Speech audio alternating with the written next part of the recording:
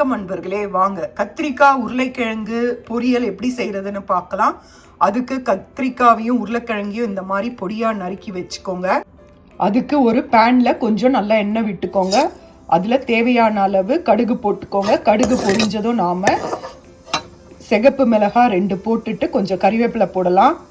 கடுகு பொரிஞ்சதும் கறிவேப்பிலையும் ஒரு மிளகாவும் போட்டுக்கோங்க. இந்த அளவு கம்மின்றனால ஒரு மிளகாய் போடுறேன். நீங்கள் அதிக அளவு எடுத்தனா நல்லா காரத்துக்கு ஏற்ற மாதிரி மிளகாய் போட்டுக்கோங்க. இது நல்லா பொரிஞ்சதும் சிம்மில் வச்சு சாம்பார் பொடி இருந்ததுன்னா சாம்பார் பொடி போடுங்க. இல்லைன்னா வெறும் மிளகாய்த்தூள் போட்டுக்கோங்க. உங்கள் காரத்துக்கு ஏற்ற மாதிரி போடுங்க. நான் சாம்பார் பொடி தாங்க போடுறேன். நல்லா குழிவாக இருக்கிற கரண்டியில் தான் போடுறேன். உங்கள் காரத்துக்கு ஏற்ற மாதிரி போட்டுக்கோங்க. இந்த காரம்தான். ரொம்ப சிம்மில் வைங்க. இப்போ நாம் நறுக்கி வச்ச பொருளை போடணும். நான் நறுக்கி வச்ச பொருளை போட்டுட்டேன். இதில் தண்ணிலாம் எதுவுமே விடக்கூடாதுங்க. இது அப்படியே அந்த எண்ணெயிலேயே வதங்கணும். ஒரு 10 நிமிஷம் கழித்து தேவையான அளவு உப்பு சேர்த்துக்கோங்க. இது நல்லா கிறிஸ்பியாக ரொம்ப நல்லா இருக்குங்க.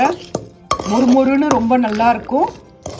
இது கொஞ்சம் பொறுமையாக நீங்கள் அடிக்கடி கலரி எடுக்கணும். ஏன்னா இது எண்ணெயிலே தான் வேக போகுது. அதனால் இதை பொறுமையாக கலரி கொடுத்துக்கிட்டே இருங்க. ரொம்ப சுவையாக இருக்குங்க. இது சாம்பார் சாதம், தயிர் சாதம், வெறுமனே கூட சாப்பிட்லாம். இது அருமையான டிஷ்ஷு. இதை செஞ்சு பாருங்கள். இதை இந்த மாதிரி வதக்கி விட்டுக்கிட்டே இருங்க. கலரி விட்டுக்கிட்டே இருக்கணும். இது ஆயிலே வேகிறனால உங்களுக்கு கொஞ்சம் நேரம் எடுக்கும். கலரி கொடுத்துக்கிட்டே இருங்க. என்ன கத்திரிக்காய் வேணாலும் யூஸ் பண்ணலாங்க.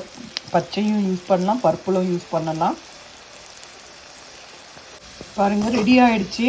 கத்திரிக்காய் உருளைக்கிழங்கு பொரியல் ரெடி ஆகிடுச்சு. இங்கே பாருங்கள் எவ்வளோ நல்லா கிறிஸ்பியாக இருக்குது பாருங்கள். சும்மாவே சாப்பிட்லாம். நல்லா பொட்டேட்டோ ஃப்ரை மாதிரி இருக்கு பாருங்கள். நல்லா வெந்துடுச்சு.